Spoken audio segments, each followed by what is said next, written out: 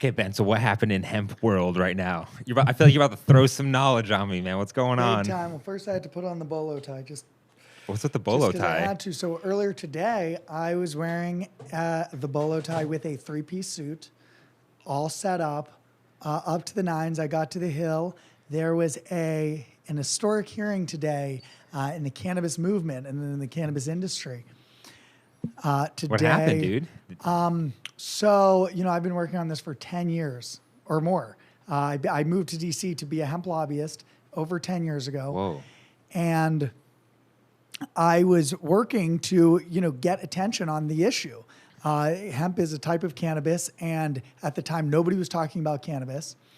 The legislation that I was working on, and all cannabis legislation to date, is always stuck and held up in the Judiciary Committee, the House Judiciary Committee, and it's always referred to the subcommittee on crime, terrorism, and homeland security. Whoa. When you bring up cannabis. Yes, the cannabis legislation always gets referred to that committee because that is the committee that has jurisdiction over the Controlled Substances Act. Oh, and so hemp is categorized under the cannabis. Yes, hemp was categorized. Hemp is no longer categorized under that. Hemp is now exempted from the Controlled Substances Act for the first time. It is completely ready to go. There's so much news on that, and you'll have to check out on that later. There'll be more stuff, and I actually am starting to roll out a little bit of a podcast. Okay. The Hemp Guy. You can follow me on Instagram. Oh, shit. Thehempguy.com. I'm at The Hemp Guy on Instagram. So there'll be a lot more updates on that because there's a lot of exciting updates from the hemp front. So what does this mean? So what does this mean now that hemp is distinguished from cannabis?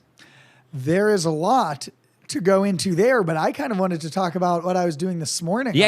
I I thought that's what you were talking about. Oh, that's what. Well, no, that's the hemp thing. Okay, is a whole please. other thing. Okay, what were you talking about on Capitol Hill? Today was an historic day. It is July 10th, 2019. It is 7/10/19. Whoa. If you know what 7/10 means, we'll go into that a little bit later, but it is 7/10. And it was an historic day because for the first time ever, there was a standalone hearing on cannabis reform.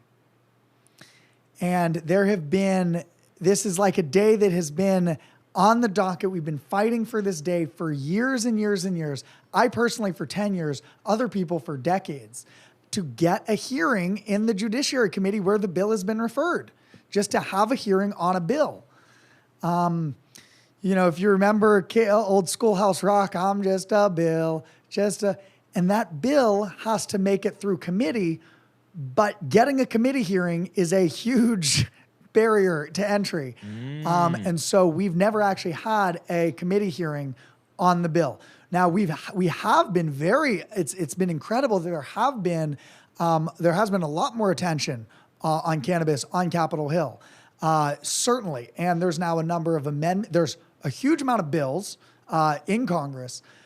There's some of those bills have made their way to be amendments in omnibus legislation. Okay, slow down for a second. So a bill was finally brought. Yes. And so for the first time... What is the bill? For the first time, the Judiciary Committee, which the chairman of that committee is Gerald Nadler, who has been a supporter of ours for many years, and the chairwoman of the subcommittee on crime, terrorism, and homeland security, Congresswoman Karen Bass from California, she held a hearing on cannabis reform in her subcommittee. There were two pieces of legislation that they were looking at, and it really was almost like a debate between these two bills. Cannabis, as I said, has come so far, and so there's the States Act, which has been a bipartisan bill for years now. And that was what everybody was supporting. But now there's a new bill I believe it's called the Marijuana Justice Act. What does that do? And that actually goes further. That goes further than the States Act to actually make sure that the communities that have been harmed by the war on drugs actually get to benefit from the industry. Now, is that what happened today? They were looking at that bill. And so today is what happened was there was a panel of speakers that were being addressed by the Judiciary Subcommittee on Crime, Terrorism, and Homeland Security. And typically, whenever there's an opportunity like this, the Republican Party usually brings a witness that is anti-cannabis or anti the issue, that so that there's a debate going of whether or not it happens. Who's on that panel? Is it like people like you? So the Democrats choose the panel and choose some panelists, and the Republicans choose some panelists. And then who are they making their argument to? To the First of all, the American people. It was live streamed on C-SPAN and on the committee page. So that's public record. The entire meeting is public record. It was a public hearing. I went there at 9:45 a.m. Huge line out the door. You couldn't get in. I mean, I was late because there was a big line. Oh wow! Totally packed the entire hearing room. Then they said there's an overflow room. But I saw I know a lot of people, so I saw friends coming in and out, and then they're like, just say you're pressed. So I'm like, absolutely, I'm pressed. I took out my camera. I walked right in. There was a special press area. The room was packed. And it, like I said, was historic because it was the first time ever that cannabis has had a standalone hearing. So for cannabis activists and advocates around the country, they were watching live for this day that just happened this morning. Wow. Okay, so they're both talking amongst each other, and then what happens? That's so epic. So what was so epic was that everybody supported cannabis reform. Everybody said, we agree. We all want cannabis reform. Whoa, across the board. Across the board. Liberals and conservatives and liberals. Absolutely. Everyone. Democrats, Republicans, conservatives, Wow. people, liberals, progressives. Holy shit. Everybody. And not only did everybody say that they wanted cannabis reform, we said, there might have been people that could have showed up to say they don't support it, but they were scared. They didn't want to come in there. The Democrats on the left were so forceful about what they were doing that they were just reiterating the history of prohibition, and in such a way that you couldn't even oppose what they were saying, because they actually took the conversation much further. It used to be about cannabis. Is it good or bad? Yeah. Here, everybody agreed cannabis is totally misregulated. It should not be a Schedule I drug. Everybody agreed of that. And you're talking on a federal level. On a federal level. So literally it was a true history lesson. You can definitely click. The entire hearing was streamed online, so you can see it online. There's a link there too. It's a true history lesson in cannabis prohibition, because they literally explained the history of cannabis prohibition. Literally, the congressman said people were using cannabis for medicine for thousands of years. So this is something that I've said for years. This is something cannabis advocates have said for years. But now there's a congressman who is the chairman of the committee is saying this now. The chairman of the Judiciary Committee is now saying this. Are you extremely stoked? Are you like, for fuck's sakes, finally? It's truly surreal, because it is something that I've worked to bring into reality, and something I've dreamed of for so many years. And it didn't just happen, though. That's what's so groundbreaking about it. The conversation is now so much further that not only does everybody already support cannabis legislation, the topic, the name of the hearing was, and I've got it right here, and you can check the story. I posted a story on the Hemp guy. The title of the hearing was Marijuana in America, Racial Justice and the Need for Reform. So the title of the hearing is racial justice. Wow. In respect to marijuana laws. So the reason why it's come so far is because we could have been debating marijuana laws in America, how to reform them. They're like, we already know they need to be reformed. So now there's two bills. There's the States Act, which has been widely supported by bipartisan senators and congresspeople.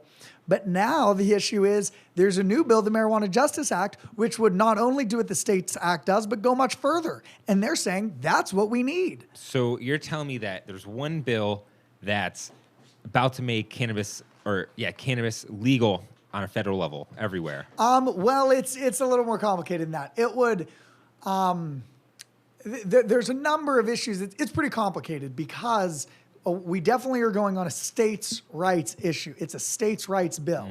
So it wouldn't necessarily legalize it federally. It would allow the states to make it, to regulate it.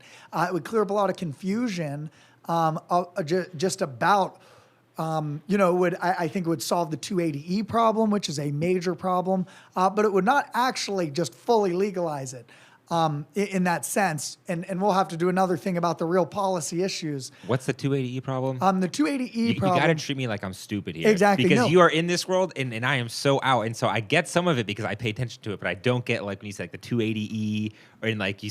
Absolutely. You kinda, 280E is the biggest problem facing legal cannabis companies and businesses that are operating in full compliance with state laws because they're not operating under federal law. The federal taxes have this issue where the tax law says that because they're dealing with a controlled substance, they get treated as if they're a crime syndicate or organized crime. That's like that problem where, if you have a head shop or a dispensary, you can't deposit your money anywhere, and you can't take credit cards. You can only take cash. Exactly. And then the banks won't give you a place to put it. Exactly. So now they're saying that the 280E law is about to be changed or looking at changing it? Exactly. The 280E is the number one issue that is like, it doesn't make sense for these legal dispensaries that are helping people, their healthcare centers are carrying around duffel bags of cash. This is a huge security issue. Yeah. And then they have to pay their taxes, their legal taxes, because they're legal businesses, in cash.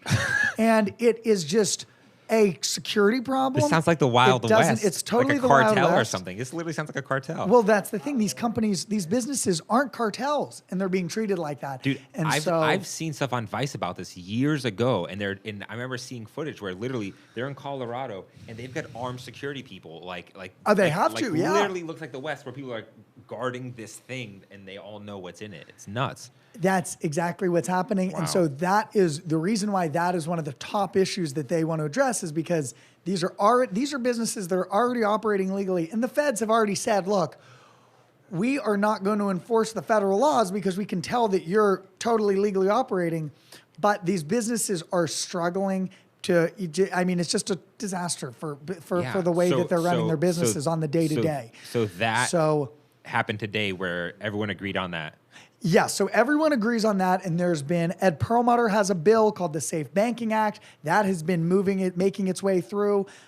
There's been there's a lot of support for change, but the issue now is that the activists and advocates that have been working for so many years on this, they no longer want to just settle for, we'll just pass a 280E and that's all fine. Like, we'll pass the States Act and then we'll get along with, we'll just continue on. No, they want to take this opportunity when there is increased pressure and there is, the opportunity and there is the chance to pass really strong legislation. So it's like, since they had this little opening, if they're going to get an inch, it's going to take a mile and try and get everything they want. Not everything, but certainly more than what the Republican legislators were advocating today. That's crazy. Yeah.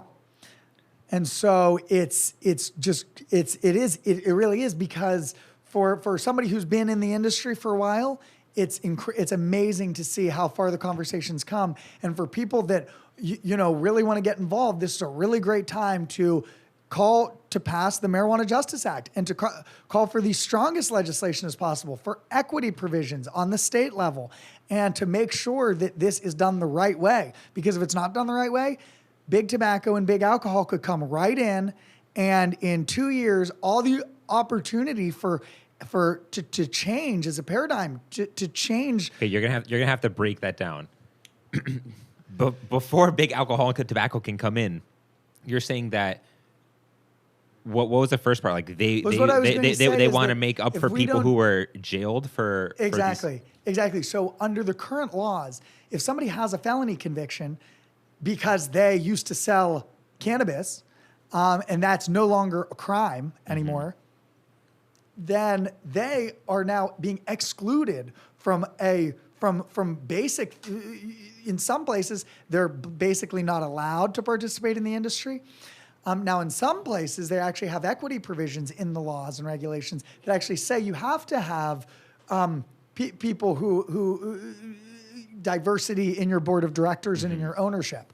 DC, for example, has a program like that. Maryland has a very strong program like that.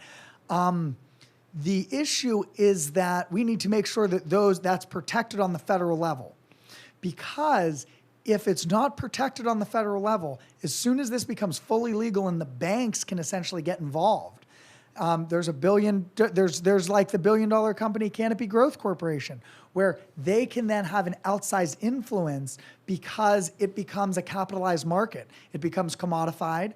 We're already going to be seeing this happening. Wait, so you're saying that if all this happens, the big worry, like you're saying now, is that other businesses could come in because now cannabis is like recognized, and this will basically flip the industry on its head?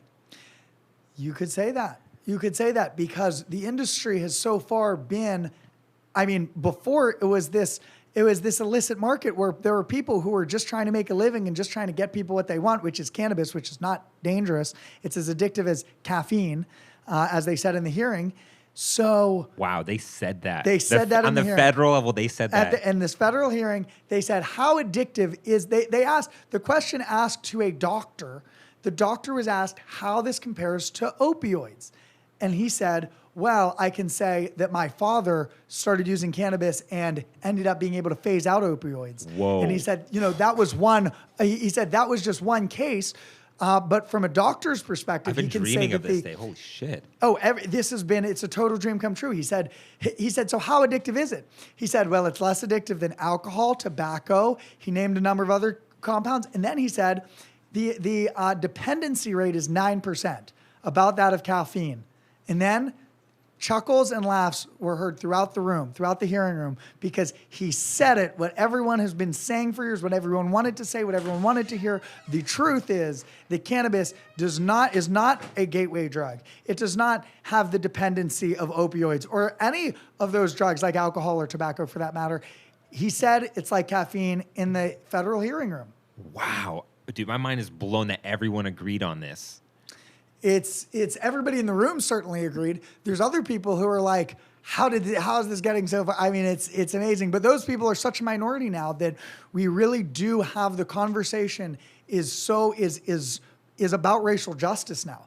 Everybody knows that cannabis reform is necessary. Everybody knows it's happening. He said, we have a colleague, her name, by the way, is Dr. Sue Sisley. She's been a cannabis researcher specifically for veterans with PTSD. Veterans need cannabis. They're being prescribed opioids. I don't even want to go into the suicide rates. It is tragic. And cannabis can actually help the veterans. Big facts. So she got a license from the DEA to do research on this. Wow. Okay, which is not easy at all. It took her many, many, many years to do this. She got the license from the DEA, so she is doing the research, and her cannabis all has to come from the University of Mississippi, the only group to ever produce cannabis for the DEA, and they actually compared the THC levels of the cannabis available for research as closer in THC limit of hemp than of the marijuana that you can buy these days, the medical marijuana. So they basically, and the medical cannabis. They were using some trash ass bud. They were using some ditchweed. So they should have been using some. Oh God! And they were using that what you would call it's like what you would call like getting mixed. Swag. Yeah, the swag. What you would call shit from Mexico. Exactly. They're growing it because they do not have the genetics. I mean, the level. Why would they go to Mississippi when they could go to Colorado? Well, that's they could go the thing, to California because that's not grown by the federal government. Under the federal government, the University of Mississippi had a monopoly on this for decades, and they still haven't changed their basic regulations. What do you because mean? What do you mean it's they still had a Schedule I drug? They had a monopoly on they grow for the government. For the government, exactly. There were famously like 7 patients that were legally getting medical marijuana. The federal government realized that medical marijuana helps people. And so there were 7 people that got mailed tins of pre-rolled cigarettes filled with marijuana, with cannabis from this one University of Mississippi growing operation, just because that's what they were just doing it as they had a very small program. Now, this was for years. In the past 5 years, 10 years, the cannabis growing technology and just level is, I mean, literally, you've been able to watch it over the past 5 years. You go into a dispensary, you look at the THC levels, and it's off the charts. I mean, the weed now compared to what they are probably growing in Mississippi with that swag weed, you can't run tests on that or provide that information to the government. So, or what are they going to do about that? Like, what's the situation with that? So that's why they're saying that they need to. We need to reschedule it. But the issue is that now, why would we reschedule it to just another schedule on the Controlled Substances Act when we can actually say we need nationwide decriminalization first and foremost? Mm-hmm. Facts. We need to make sure that states are being respected so that they can actually regulate this how they want. And we need to just make sure that we have equity in mind when we're creating an entirely new program. This is a brand new industry from the ground up. And we need to make sure that now that we're in this moment of time. It seems like everyone realized that Pandora's box could open or something like that. Well, Pandora's box on cannabis is open. Okay. And the racial justice community is now, and the movement that has been a huge movement in this country is now saying, we're not going to let cannabis just become another industry that just is another white collar privilege industry where, the same people, the same, 1% of the 1% who are in venture capital can just, exploit this industry and exploit these people. Kind of like tobacco these days. Exactly. It's the tobacco is a good example of what can happen, which is it's the health. I mean, tobacco in and of itself is not nearly as bad as the industry that it's become. No, but the fact that there's just a couple of massive corporations that control them, and no one knows anyone around us that's growing tobacco and selling their own cigarettes, right? Exactly. Like I'm sure it's a lot harder than even doing that. So I just read on because I just read from a friend said there's 26 strains of tobacco, but nobody asks what strain your thing is, and so we're already seeing it be commodified where there will be big brands where you will be able to buy marijuana cigarettes. It will be like that. We just need to make sure that the people that make $1 billion, we could spread that out over communities in opportunity zones, for example. I was just learning about opportunity zones. Like, we need to make sure this incredible opportunity does not get concentrated by the same people who've gotten all the opportunities and are already billionaires. A billionaire doesn't need to make $2 billion because they had the money to capitalize on this incredible opportunity, which they had no part in. The people who had a part in this were the people that have been saying this for years, that cannabis should not be a crime. Cannabis is can be a medicine for people, for millions of people. So what do you do? Like, how do you make it racially equal? Like, what do they? That's the Marijuana Justice Act. And so what would that do? Like, it's what the Senate Minority Leader Chuck Schumer came out and said when he did that. I was like, the Minority Leader is now coming out for a step ahead of just cannabis decriminalization. It is another level above that, and that's why there's a lot of equity provisions in the state. It comes down to each state should and does have the power to regulate as they want. What doesn't make any sense is that these states, like literally, they threatened to arrest the mayor of D.C. The chairman of the House Oversight Committee threatened to arrest her for implementing a law that she passed because it's against federal law. And so but there's already a lot of pressure, a huge amount of pressure on Congress to act on the federal laws because so many states this is already $1 billion business. Yeah. In California, in Colorado, in states across the country that have not only adult use, but have medical and are, if they haven't already passed it, it's at the top of their list because people are moving out of places to get access. And now it's a huge majority of the country now has access to cannabis, but it doesn't make sense because it's federally illegal. And when you I don't mean to cut you off, but when you talk about like the rate, you said the title of the hearing, it was the racial equality. Say it again. Racial justice. The racial justice. Racial justice. The title of the hearing was... When I hear that, it always sounds like House Judiciary Subcommittee on Crime, Marijuana Laws in America. Racial justice. So what would that mean? What would that mean for a city like DC that is predominantly black? Is it like a white versus black thing, or is it just like a rich versus people who aren't as rich thing?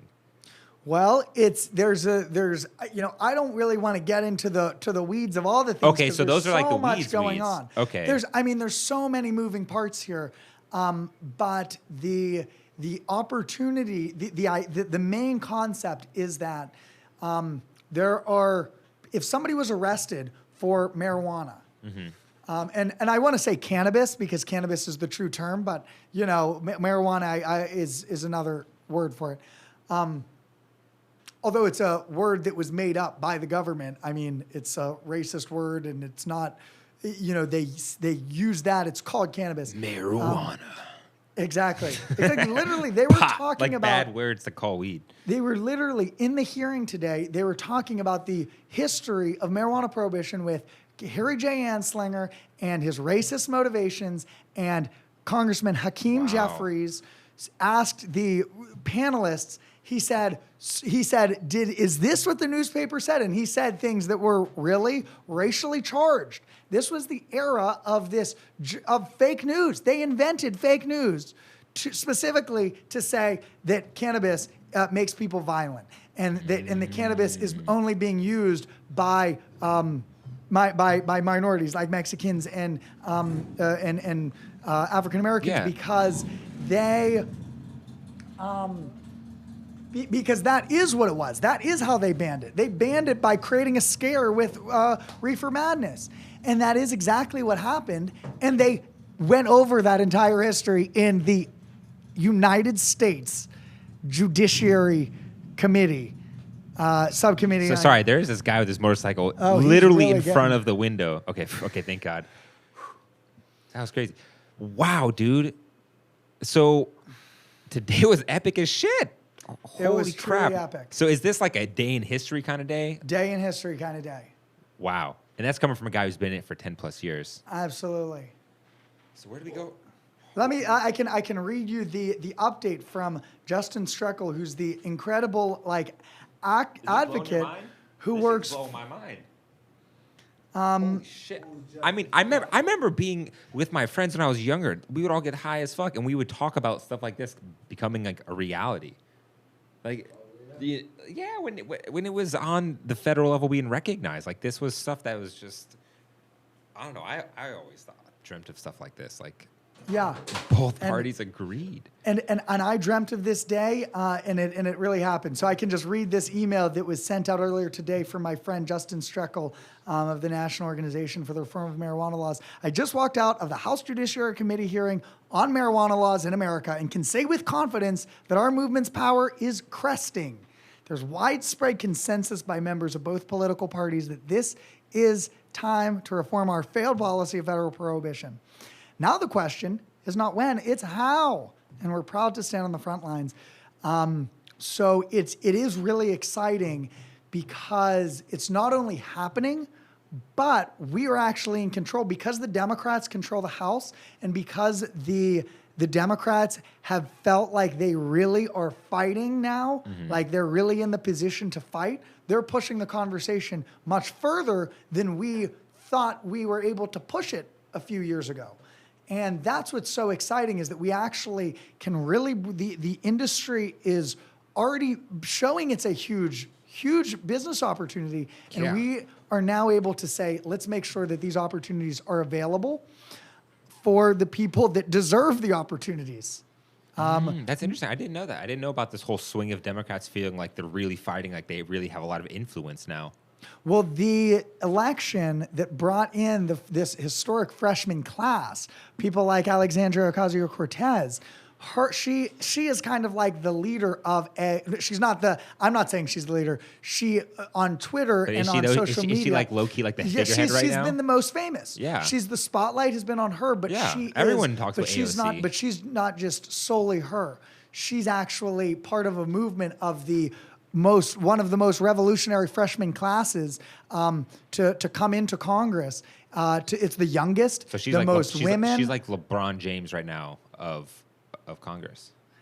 I mean, well, no, I don't want to say that because that's quite a good. But No, AOC, I'm just making a joke there. But let me say, what AOC inspired. Not only is she an inspiration to, she's clearly. I mean, she was one of the biggest upsets of political history. She unseated Joseph Crowley, who was at the time one of the most powerful Democrats. Wow. So nobody even thought like. What were they? They didn't even. I mean, the polls were wrong. Well, it's what she represents. She represents a new mind, a new thought process. Like the young people finally have a chance to speak their voice, to raise their voice, to say how they feel. And she's that person. Exactly. She represents that that new generation, that new face, that new shift, that new tide, the new paradigm. And she's just stirring shit up. And she has hit it. She's on Instagram. She's on Twitter. She knows how to get the young people really fired up about this.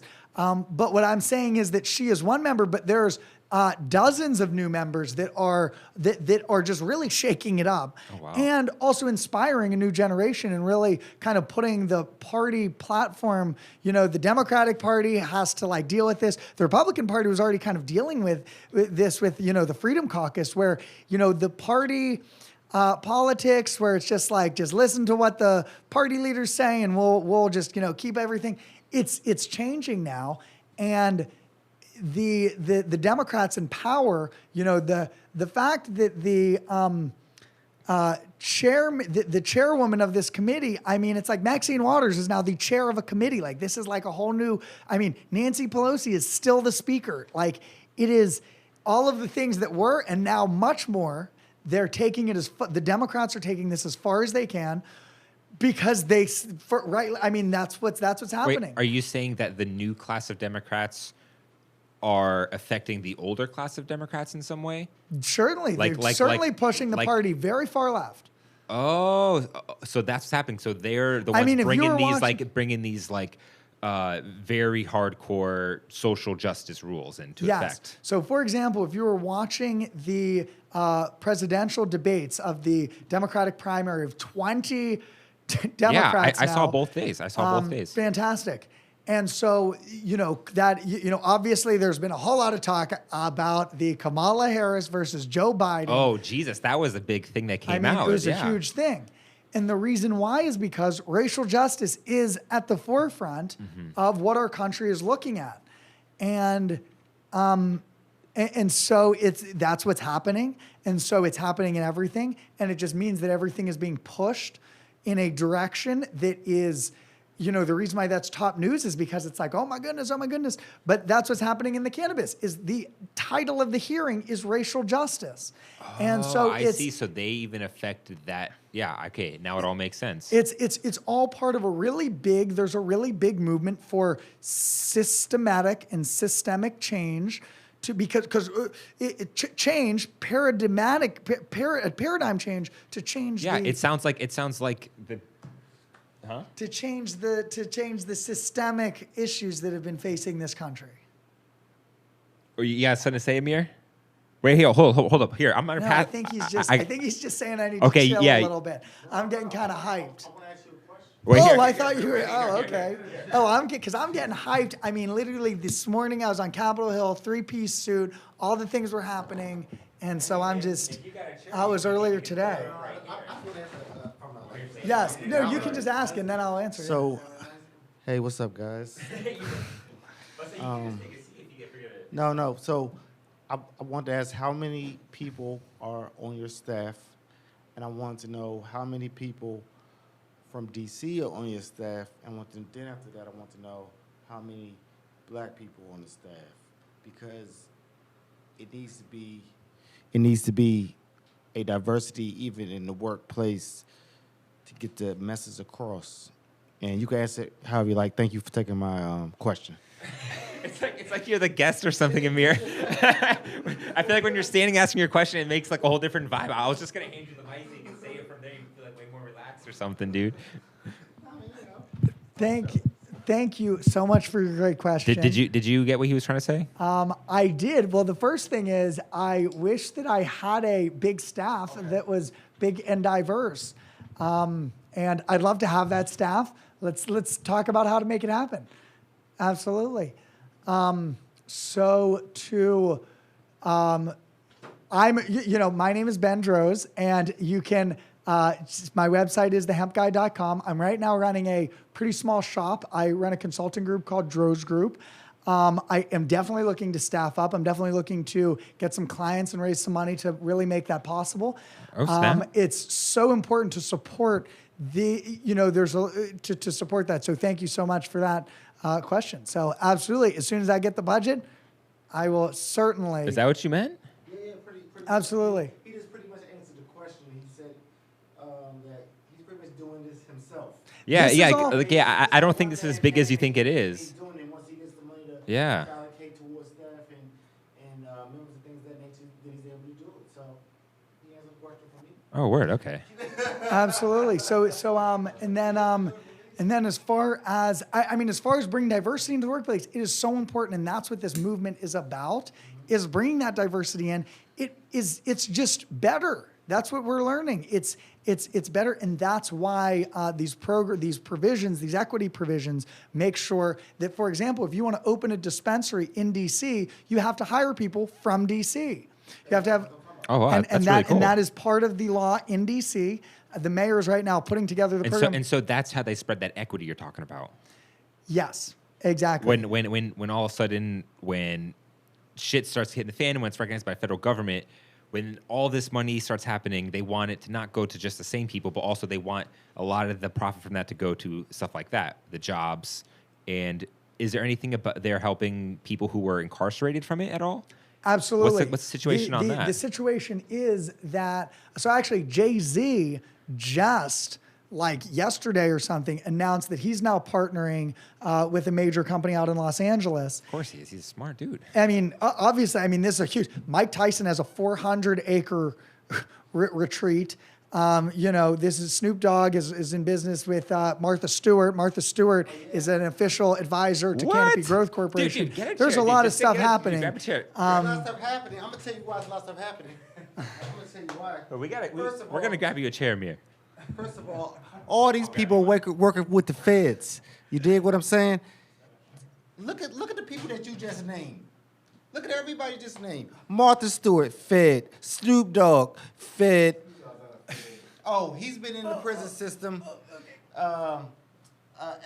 Everybody, as far as that's concerned, they're able to get criminals into the system. So the thing is that,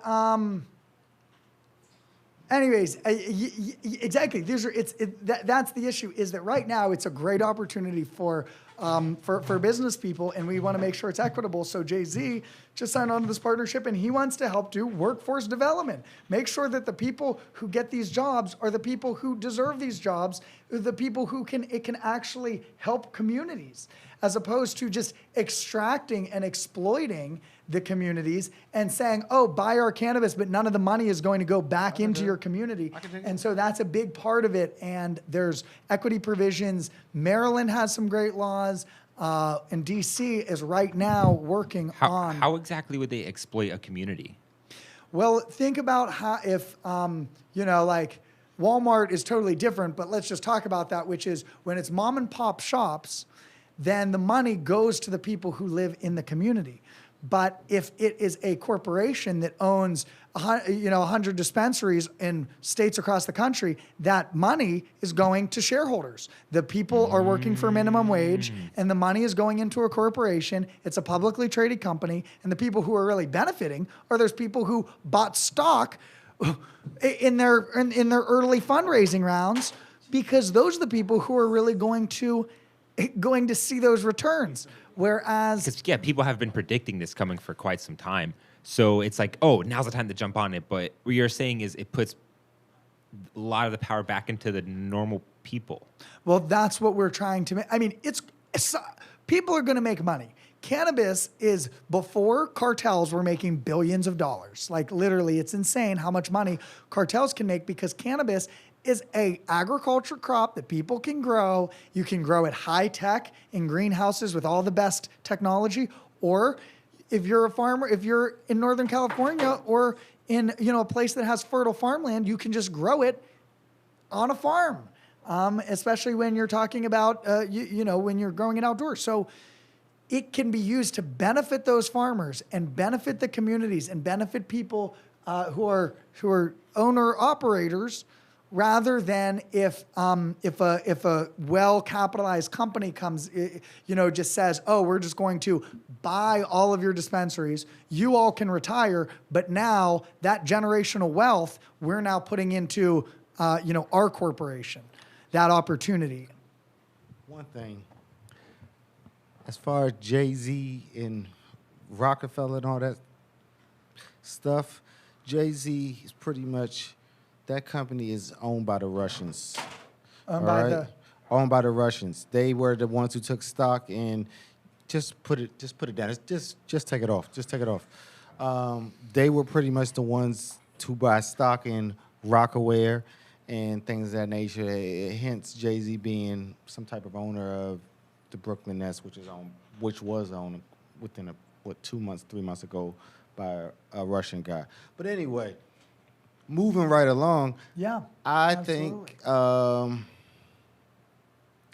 that it's a problem that is not going to be fixed, because there has to be, when you're dealing with cannabis and things of that nature, it shouldn't be for everyone. Everything is not for everyone.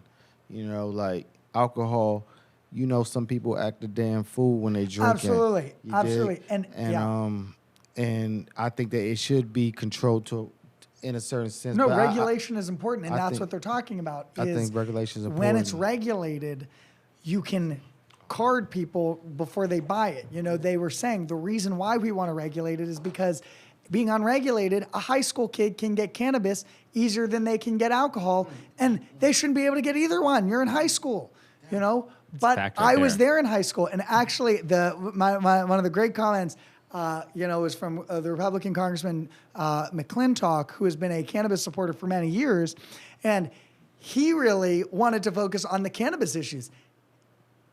He wasn't as interested in the racial justice issues. He was interested in the cannabis issues, and he said something so funny. He said, young people have an issue with excess. Excess is part of being young, and a lot of times it's not that dangerous, and they just have to learn through experience. It's like you get drunk, you have a hangover, and you learn not to do it, and we try to make it as safe as possible. You cannot be making it any more dangerous than it. And so with cannabis, he thinks that one of the reasons why kids want to use it is because they think, oh, it's illegal. Like in places like Colorado, use by youth has gone down because it's now it's not illegal. It's not as taboo. It's like if you want it, you have to have an ID. You have to be old enough. You go into a place. It's professional. And why would you? And then you're not going to sell it to kids if you just bought it from a dispensary. So it's been really good. Regulation is very important, and it's at the top of the priority list for sure. But what you were saying earlier about keeping big business from the local things, that's what I'm trying to understand. Isn't that just capitalism anyways? Like if these small guys start a business and big pharma or whatever it is wants to buy them out, can't they just do it anyways? Like yes, how can you actually stop that? No, you can't stop that. That's part of capitalism. That's going to be happening for sure. We just want to make sure that we can give the opportunities to the people that deserve it right now while we can, and certainly changing these laws that say that, people who've been arrested for cannabis, it's like these are the people who have already dedicated their lives to cannabis. They've already had their lives, in some ways, people have had their lives ruined from just cannabis. Yeah, 100%. Cannabis possession. Just selling, buying, no, whatever. Not even selling or buying. Just people have been arrested just for having cannabis, just for possessing it. And now those people in some cases, those people do not have the ability to participate in the industry, and that's what's changing. And this isn't my. Wait, they can't participate after they serve their time in. They're excommunicated from it essentially. In some cases, the laws say that they can't be involved in the businesses. I don't know all of the details. That's a weird little law. But and here's the thing. Let me just first just preface. I've been in the cannabis industry. I've been working on policy. My expertise professionally has been in low THC varieties of cannabis, i.e. hemp. So everything I'm talking about is I'm just going off because you keep asking me the questions, but I'm not an expert on this. I definitely recommend Drug Policy Alliance. They've been leading on this. There's organizations, you need to watch the testimony. Those are the actual experts on this, not me. So just saying, helping to get the issue, get the word out, but definitely, I definitely recommend you checking out the hearing and then following up on these people's great organizations. So look, I'm trying to say this. Check this out right here. So it's almost like you taking like steroids or something like that, and you hitting you may go from 30 to 100. If you were a previous criminal selling drugs, marijuana, whatever, you got a head start on everybody else. You just come out and be like, yo, I'm on. You got exactly legally. So now you got you be like, yo, I got 50 clients. Exactly. I'm taking it. Exactly. They can't do that shit. That's a cheap fucking motherfucker, man. You can't do that, yo. You can't go to jail and get arrested for that. If you already said you haven't been arrested for it, you just haven't been caught, and then it's fair game. But if you go to jail and they be like, yo, I want to start this hemp company. Well, what you go to jail for? Sell that hemp. Are you fucking kidding me? But for example, to give a little background, so there's a big expungement movement. It's meaning, if you were arrested for cannabis possession. Cleaning up the record. Exactly. And that's no longer a crime, then we want to expunge your record so that you no longer have a criminal record for something that's no longer a crime. But how can you make up for the time someone spent while they were alive? Give them pizza.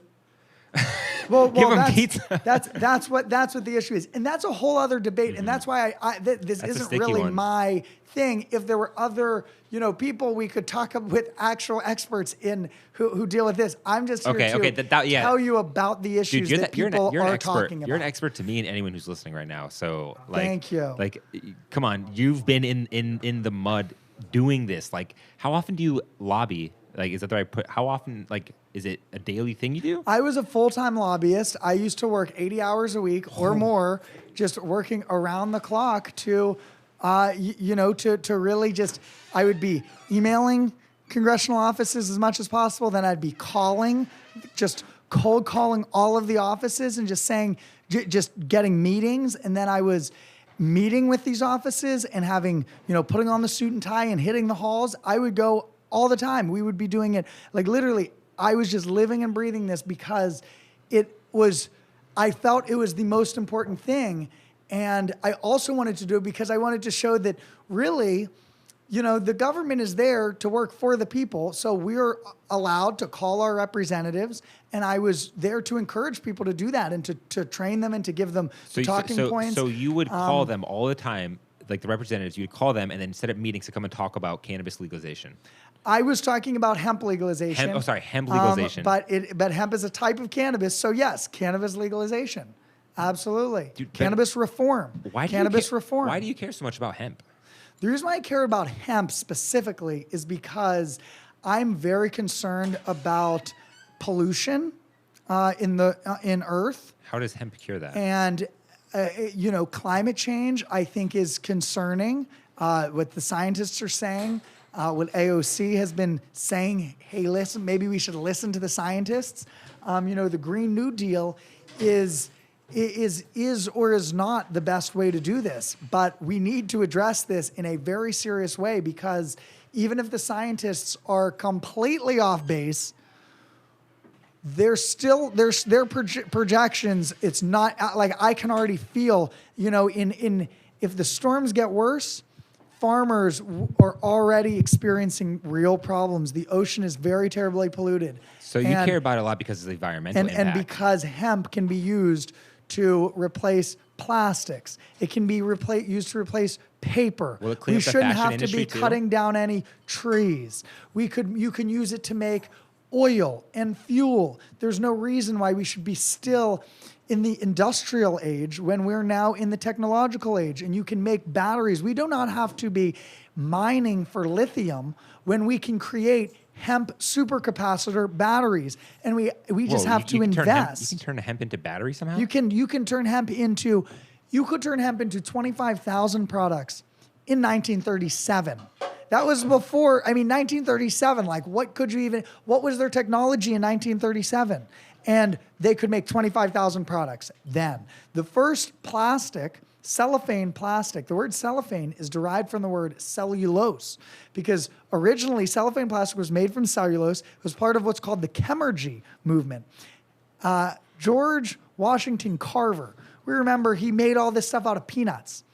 And I wrote a report on him in elementary school or something, like he made stuff out of peanuts, but not realizing that he was actually creating plastics from plant-based cellulose and using this technology to create a bio-based economy before there were people who made billions of dollars from oil wells. This was before they had the power to influence how Congress makes laws to give them subsidies, billions of dollars in fossil fuel subsidies, when we could be instead employing farmers to create a bio-based economy.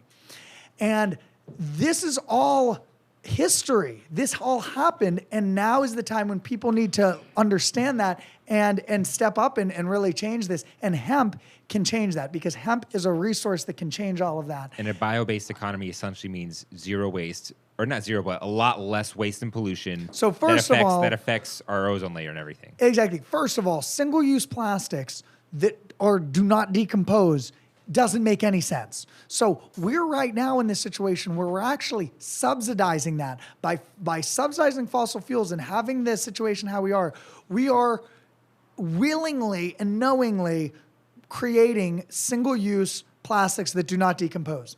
If we created incentives to help channel investments towards a bio-based economy, it would happen, but we have to embrace that, and we have to embrace thinking out of the box and really doing a paradigm shift. And that's why there's so much focus on racial justice, is because we need to be pushing this much further than we're doing. The communities that are being affected, that are being harmed by climate change, are communities that cannot afford to be making these investments. But they're the ones that are going to be most harmed, are those communities. And so what kind of communities are you talking about? Like, what's an example of a community that's like very harmed by? Well, on a global scale, there's a global, like when I talk about poverty, I'm not talking about poverty in the US, I'm talking about on a global scale. Yeah. Poverty is there are people that could be displaced, millions of people that, farmers in India, it is so sad, and their suicide rates are so high. It is tragic what's happening. And it's because of a global system that is just exploiting them. But that's a whole other issue. I'm going too far. No, I'm going too deep. No, real quick. I'm going too deep. But that's why I like hemp, because hemp could help them. Hemp could help them, and that's why I really am passionate about hemp. Hemp can help help change the world, whereas cannabis can help heal the world. Right. But hemp can actually help heal the world, not just the people. Okay. But hemp can also help heal people as well. It can help a lot of people. With hemp extracts. It can do a lot of things. I'm asking you the tough questions, because that's what I'm Ask the tough questions. Let's go. You know what I mean? So tough questions. I mean, just real questions. I mean, absolutely. I can't say tough, real. You know what I'm saying? It's whatever. But I heard you say that that it's a global thing. Growing's a global thing. My question for you is, how can this help the quote-unquote black community here? We start off small. Here in the D.C. area. I can't say DMV because that doesn't have the same law. D.C. How does that help people in the D.C. area? Absolutely. So specifically, cannabis, as you know, is legal in the district. Initiative 71 created a decriminalization policy where any resident of DC can grow cannabis in their home if it's allowed under those laws. And that's one of the things that Congresswoman Eleanor Holmes Norton introduced the bill to make sure that even if you're in housing, you should be able to do these laws, and you should be able to grow and use cannabis if you're in housing. So DC has this opportunity where the mayor, who is this incredible, DC has a huge amount of cannabis leadership. Like, I cannot talk more enough. I mean, when Mayor Muriel Bowser got up on television and she said, my police chief, who is Kathy Lanier, another woman, said, we are standing strong and we're going to allow our residents to use cannabis and not arrest them. That was a major thing. There's so much leadership in DC. The president of Women Grow is Dr. Shonda Macias, and she's a woman, and also she owns a dispensary. She's the president. Another woman is Linda Mercado Green. And so these are the people that can answer that question much better, because Linda Mercado Green opened a dispensary in Anacostia, and she is, one of the chairs of the Minority Business Council for Marijuana, the MCBA, Minority Cannabis Business Association. And so those are the groups that can answer this question much better. I just want to make sure to check out the MCBA because they can answer the question. But if you need me to answer it, the mayor has made public, has released her draft legislation that has these equity provisions that do exactly what you're talking about. I want to ask a question about that. So once they introduced this bill, how many people were freed based off of the marijuana cannabis becoming legal that were on charges based off of cannabis?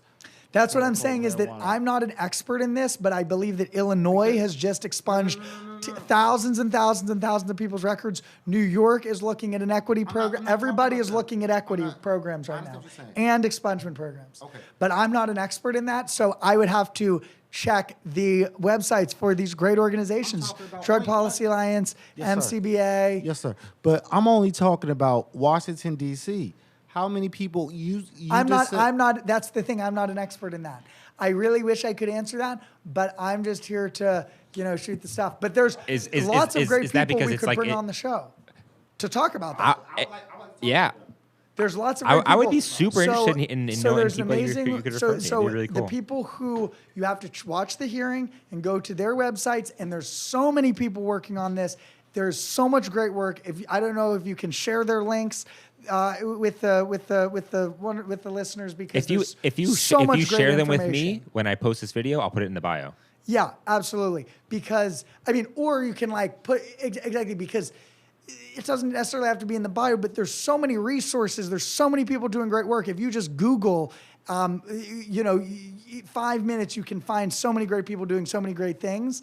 And so I want to make sure that I'm not I'm just, telling what I know. Yeah, no. I get that. I get that. But the DC program is a leader in the equity program. That's what they want to do. The mayor has made it a priority that she wants to be a leader in the country for this. We've got leadership, Linda Mercado Green, Dr. Shonda Macias. They give, you can Google them in YouTube. Linda Mercado Green has a great podcast. She talks about this stuff all the time. So I would definitely check out her podcast, because she's such a true leader that I would just say, check her out for sure. She is born and raised. She's like Anacostia. She's she was the chief of staff to Mayor, to Mayor for Life, DC, Marion Barry. She was his chief of staff. Well, dude, you're the closest thing I know to anyone who's close to any of these policies or anything that's going on. So, I don't expect you to know everything, but what you do know is blow my goddamn mind, dude. Holy shit. I'm glad I could catch you on such a momentous day. I know. I've been wanting to do a podcast, but then in about other stuff, but we got really deep into it because today was a momentous day. And so I wanted to say for the record, this is 7/10, July 10th, 2019, the first hearing in the Judiciary Committee. And so I just had to drop it for the record. All off the top of the dome. I didn't do any research for this podcast. Ben, I was you just there to completely dropped it, man. You blew my mind. But so my last question is so what happens now? So what after today? It seems like everyone's on like a big high from all this happening. So what happens next? Like what? Well, what I would do is I would just Google what the news is saying about this hearing, because the people who are No, I want to hear what I've been mentioned in your opinion, like what happens next? What my opinion is that what's happening now is cannabis is there's really a lot of pressure on Congress to do something. We're really seeing that pressure continuing to build, and so now there's two sides. There's one side that says, let's look at incrementalism. Let's just pass the States Act, and then we'll pass another law later, once the pressure isn't as strong. And then there's another side that says, no, while this pressure is so much pressure, let's continue to hyper-focus that pressure to passing a strong piece of legislation that our group of coalitions can agree upon. The human rights, literally there was just a statement of principles released by a coalition of groups that we're going to link you to. That's the new edge. They just released that statement of principles yesterday. The new edge is whether they try to pass what baby steps or take one giant step towards what they can get away with now. Not get away with, but what they can pass. We're going to see what happens. But the edge is what that edge is, and that edge is this statement of principles. How racial justice is going, how we can address racial justice issues with cannabis. Wow. Because just passing cannabis, that's no longer good enough. Exactly. We have a multi-pronged approach here. We're going to solve multiple problems with this legislation. It's a complex problem. It is very complex. Are you guys worried that it gets caught up in being too complex?